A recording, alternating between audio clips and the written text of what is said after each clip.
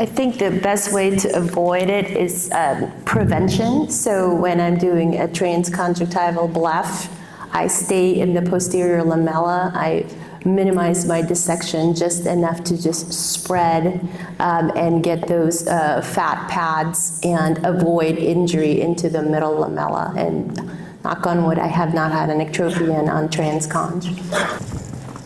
So one of the best ROIs, and it's fairly cheap, is an RF microneedle. So compared to these laser devices and plasma devices that cost over $110,000 to $150,000, your your microneedling pen is about $2,000. And in the right setting, in the right patient, you can safely get pretty good skin tightening from Fitzpatrick 1 to 6 with RF microneedling, although, sorry, I keep saying RF microneedling. Those are very different. RF microneedling is RF energy with microneedling. I'm just talking about the microneedling pen, such as a Rejuva pen or skin pen.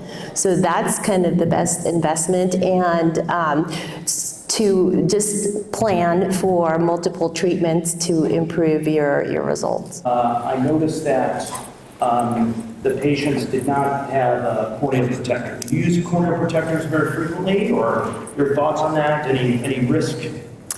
I used to use corneal protectors a lot, but now I don't, because what I do requires a lot of local anesthesia or tumescent solution. So what I find is that the edema alone shuts the eye closed and protects the eye, and the energy delivery is very controlled and superficial, stays on the skin. So that's kind of what I do now.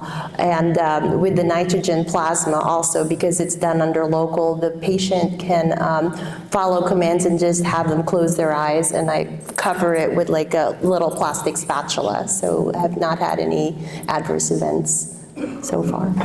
Do a new patient evaluation, I always do the whole upper 1/3 of the face. So I talk about the forehead, I talk about the upper eyelid and the lower eyelid, and give recommendations. So I do a lot of combo minimally invasive brow lift, very similar to what Dr. Zins does, except without a scope.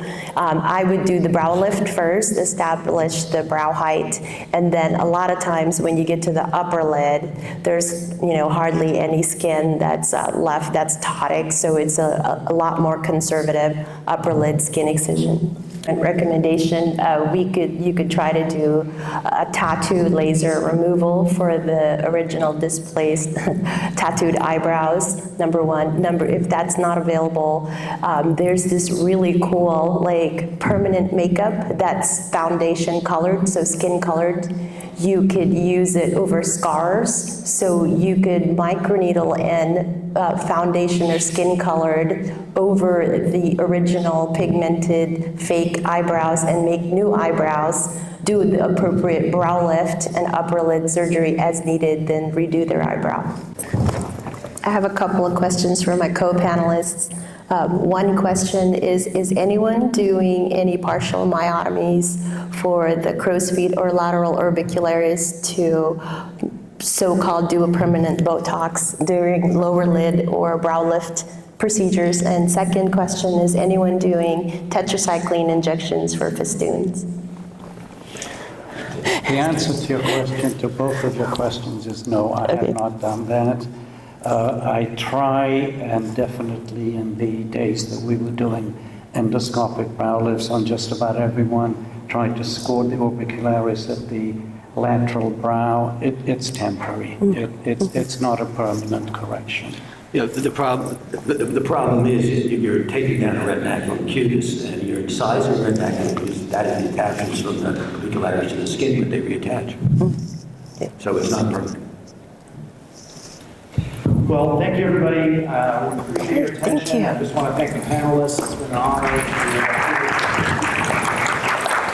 I want a picture with everybody. Yes, we should Please. go stand.